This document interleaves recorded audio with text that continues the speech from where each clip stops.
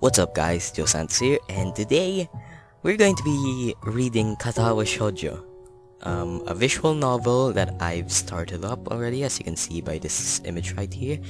I haven't finished it yet, but I've done quite a good amount of reading. I'd say about 10 minutes of reading, but we're gonna fucking brush that off. We're going to have to read everything from the start because I haven't recorded that. I was just trying to test if the game was working or if there were some visual bugs or something with my copy.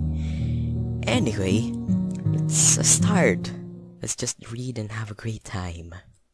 That's all life is. A light breeze causes the naked branches overhead to rattle like wooden wind chimes. Oh shit, I used enter. This is a popular retreat for couples in the summer. The deciduous, I don't know, I'm not English, shut up. Trees provide a beautiful green canopy, far out of sight of teachers and fellow students, cause why the fuck would you want teachers and students? But now, in the late winter, it feels like I'm standing under a pile of kindling or something. I breathe into my cupped hands and rub them together furiously to prevent them from numbing in this cold. I'm just going to warn you right now, I suck at pronunciation. I still have that little bit of accent, and if you don't like that, get the fuck out of the video, bro. You're just gonna start hating on me by the end of it. It's not like you hated me already. Anyway, just how long am I expected to wait out here anyway? I'm sure the note said 4 p.m. Ah yes, the note slipped between the pages of my math book while I wasn't looking. As far as cliches go, I'm more a fan of the letter in the locker, but at least this way shows a bit of initiative. As I ponder the meaning of the note, the snowfall gradually thickens. The snowflakes silently falling from the white painted sky are the only sign of time passing in this stagnant world. Their slow descent upon the frozen forest makes it seem like time has slowed to a crawl. Ah, jeez, I need to increase the resolution for this. I suck at reading. Damn it. The rustling of dry snow underfoot startles me, interrupting the quiet mood. Someone is approaching me from behind. You came. A hesitating, barely audible question. Oh, that was a question. Sorry. However, I recognize the owner of that dainty voice instantly. I lowered the volume for a bit. I feel my heart skip a beat. It's a voice I've listened to hundreds of times, but never as more than an eavesdropper to a conversation. Okay, why would you eavesdrop? That's just creepy, man. I turn to face this voice, the voice of my dreams, and my heart begins to race. Oh, so you like the person. That's great.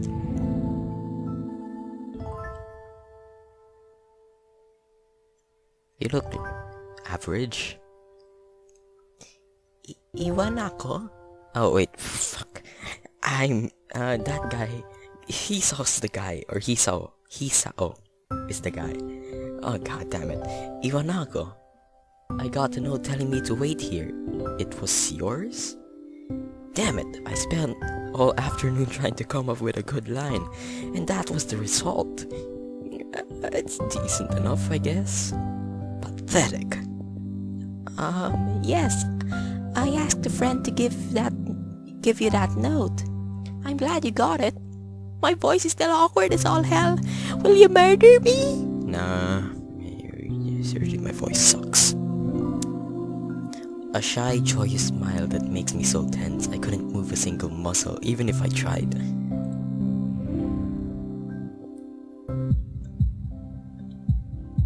Okay, heartbeat. My heart is pounding now, as if it were trying to burst out from my chest and claim this girl for itself.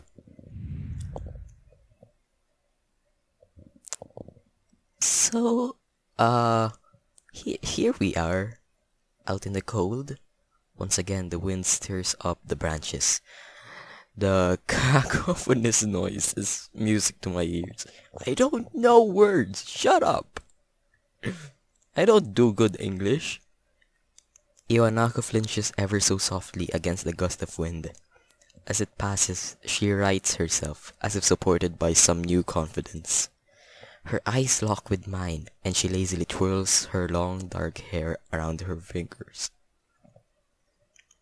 I have brown hair, damn it. It's still long though. Screw you. Best hair ever. Fucking love hair.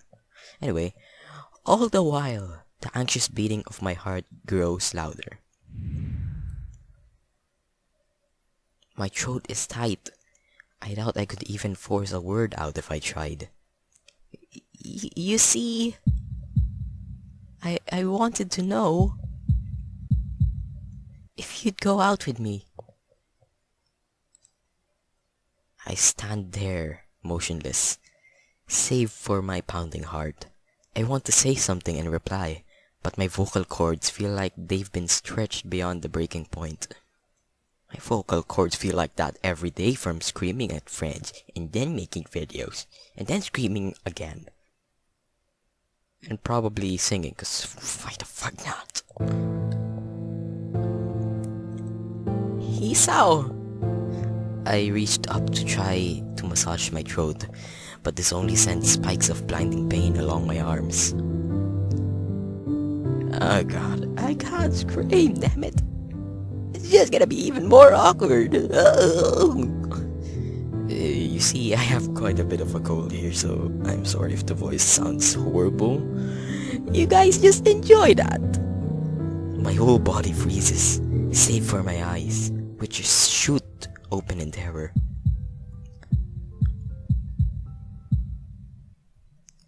Is that supposed to be symbolization of heart? I don't know. Oh, by the way, the icon of this visual novel is actually a heart, so you probably know what's happening. The beating in my chest suddenly stops, and I go weak at the knees. The world around me, the canopy of bare branches, the dull winter sky, Iwanako running towards me, all these fade to black. The last thing I remember before slipping away are the sounds of Iwanako screaming for help and the incessant clatter of branches above. And you're dead. No, I'm just kidding. I got to this part, okay? So he's alive and well, as you can see. And this is the opening or some shit, right? Like that. Katawa Shoujo, okay? So how's your life, guys? I've been having the crappiest summer, as usual. It's just horrible. It's like one after another I have to do shit like, hey, go study piano, hey, go fucking sing, hey, go fucking do what you want, enjoy your life. I don't care, I don't want to enjoy my life. Okay, maybe I kinda do, but that's not the point, shut up. I have too much stuff to do. Damn it, too little time. Anyway, I haven't done much videos this summer, even though I promised to upload one every day. Oh god, somebody kill me. I'll try to upload even more. From now on, at least. I've just got no ideas in my head. Battle Realms won't start. Every other game is almost finished. And some just aren't making it. It's like, it's just not good. It's been 4 months since my heart attack. In that whole time, I can probably count the times I've left this hospital room unsupervised on one hand. 4 months is a pretty long time when you're left alone with your thoughts. So, I've had plenty of time to come to terms with my situation. Arrhythmia. A strange word, a foreign, alien one. One that you don't want to be in the same room with. What? A rare condition. It causes the heart to act erratically and occasionally beat way too fast. It can be fatal. So you have a heart disease or something. Apparently, I've had it for a long time. They said it was a miracle that I was able to go on so long without anything happening. Until that day, the person I've loved so much confessed to me, and something like that. Is that really a miracle? I guess it was supposed to make me feel better, more appreciative of my life. It really didn't do anything to cheer me up. My parents, I think, were hit harder by the news than I was. They practically had 2 hemorrhages apiece. I had already had a full day by then to digest everything. To them, it was all fresh. They were even willing to sell our house in order to pay for a cure. Unfortunately, there was no cure, or something like that. Of course, there isn't a cure, Yish. I didn't recall that. I've tried this game last month, so I don't really remember much from it. So shut up. I did not predict that. Okay, I just guessed. Shut up. You're not even talking, but shut up! You're not shutting up. I can hear you. Okay, maybe not. Anyway, because of the late discovery of this condition, I've had to stay at the hospital to recuperate from the treatments. Oh god, this music is good. I love it. When I was first admitted, it felt as if I was missed. For about a week, my room in the ward was full of flowers, balloons, and cards. But the visitors soon dwindled, and all the get-well gifts began trickling down to nothing shortly after. Yeah, that's just how people are. They feel sorry for you for a bit, and then as time passes, they just kind of forget about you and move on with their lives. Such is life. I realized that the only reason I had gotten so many cards and flowers was because sending me their sympathy had been turned into a class project. That's harsh. Why would you do that? Maybe some people were genuinely concerned, but I doubt it. Even in the beginning, I barely had visitors. By the end of the first month, only my parents came by on a regular basis. Iwanako was the last to stop visiting. God damn it, his life was going on so well. And then it just had to fucking collapse on that day. That's sad. After 6 weeks, I never saw her again. Damn, life slapped you in the face hard.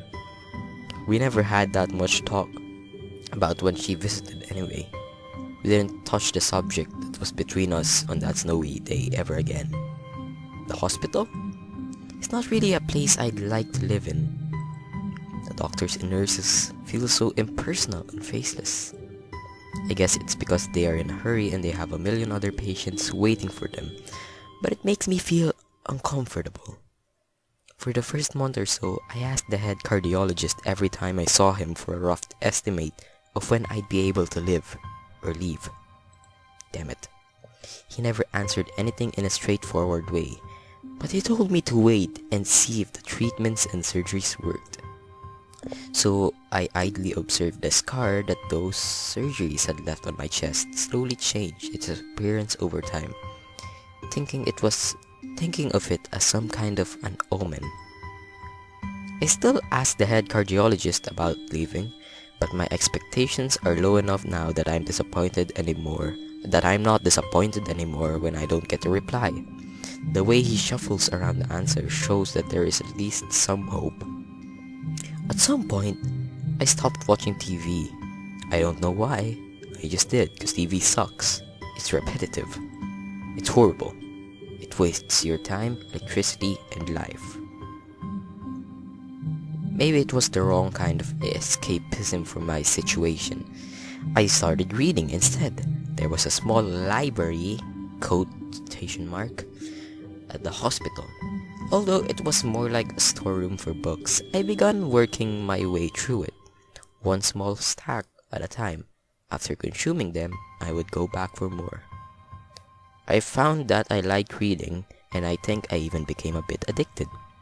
I started feeling naked without the book in my hands. But I loved stories. That was what my life was like. The days became increasingly harder to distinguish from each other, differing only by the book I was reading and the weather outside. It felt like time blurred into some kind of gooey mass I was trapped inside, instead of moving within. I hate hospitals. They bring bad memories. A week could go by without me really noticing it.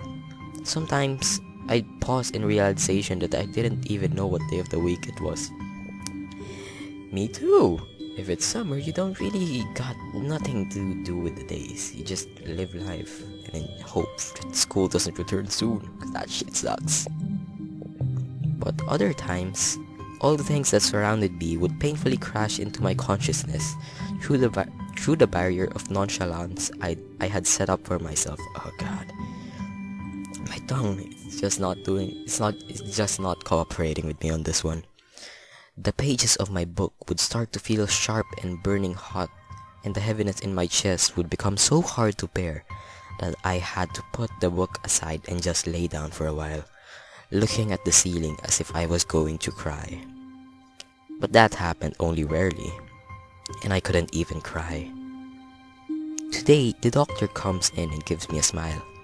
He seems excited, but not very. It's like he's trying to make an effort to be happy on my behalf.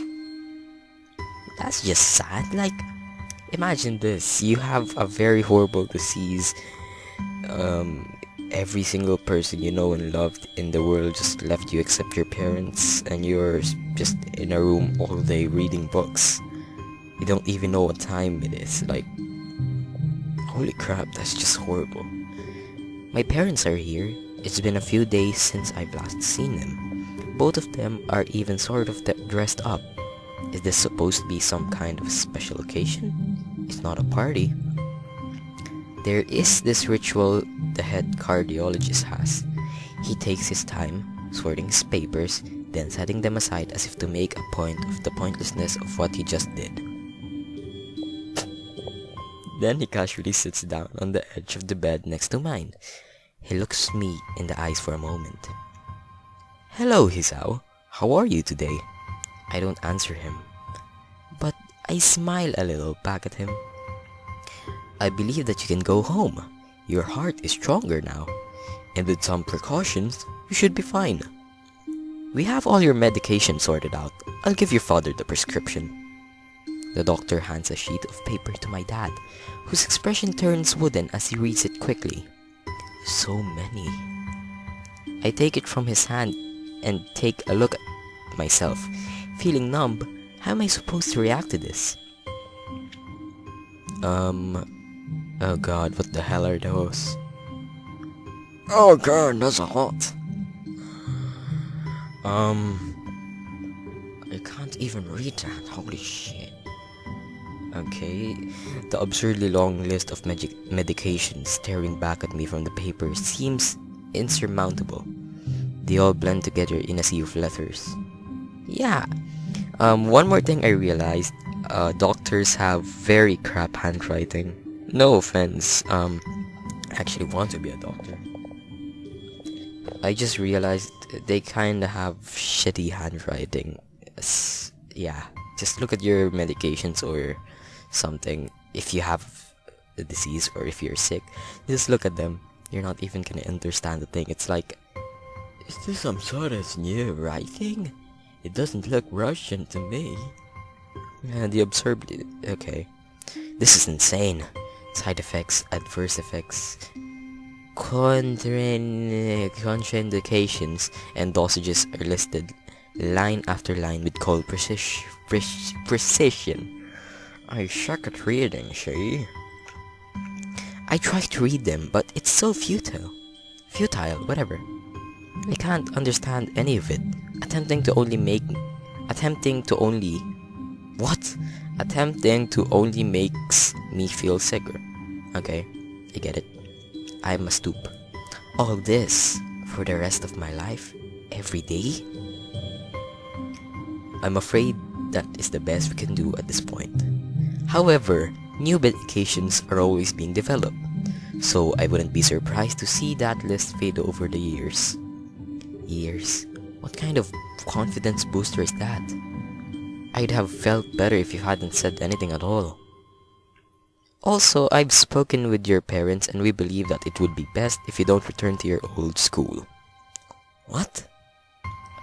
Please calm down, Hisao. Listen to what the doctor has to say. Calm down? The way he says it tells me that he knew full well that I wouldn't like it.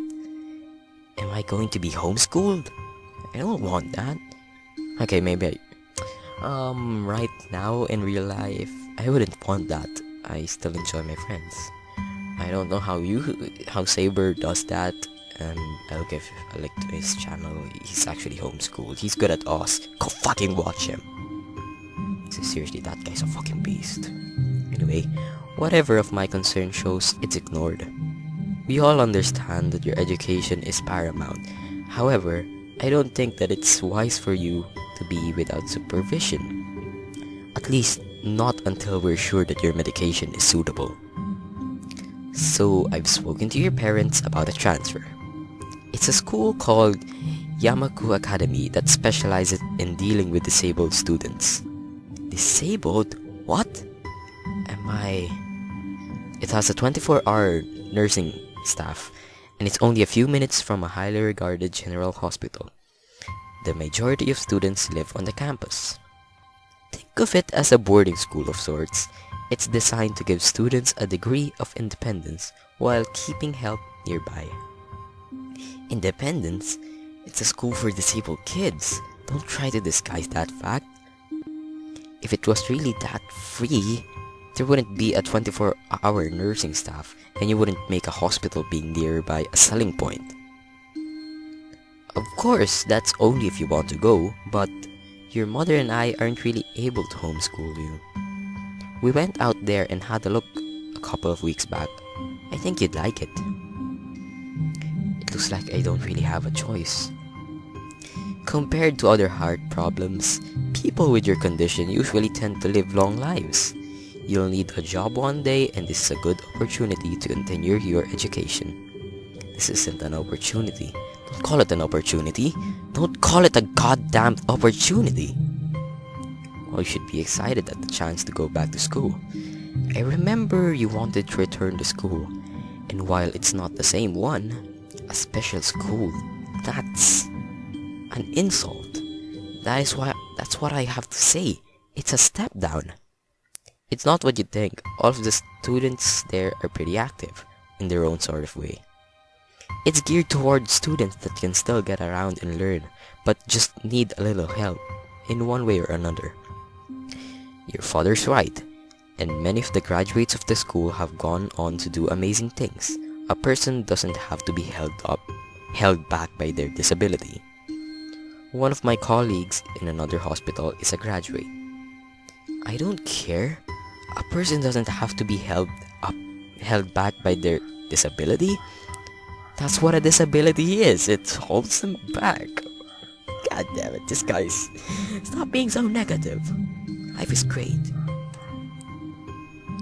I really hate that something so important was decided for me, but what can I do about it? A normal life? A normal life is out of the question now. It's funny. I had always thought my life was actually kind of boring. But now I miss it.